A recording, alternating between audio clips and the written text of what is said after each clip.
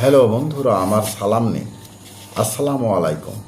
আশা করি আপনারা সবাই ভালো আছেন ইনশাল্লাহ, এবং আমার প্রত্যাশাও তাই। সেই সাথে আমার প্রীতি ও শুভেচ্ছা নিন। আজ এ পর্যায়ে যে বিষয়ে কথা বলবো তা হচ্ছে, যে ব্যক্তি তার দৃষ্টিকে নিয়ন্ত্রণ করতে পারেনি সে তার পাপকে নিয়ন্ত্রণ করতে পারবে না। দৃষ্টি দিয়ে দেখার পরেই মানুষের অন্তরকে পাপের ছায়ায় কলুষিত করে ফেলে। এভাবে মানুষ পাপের আয়ত্তাধীনে চলে যায়।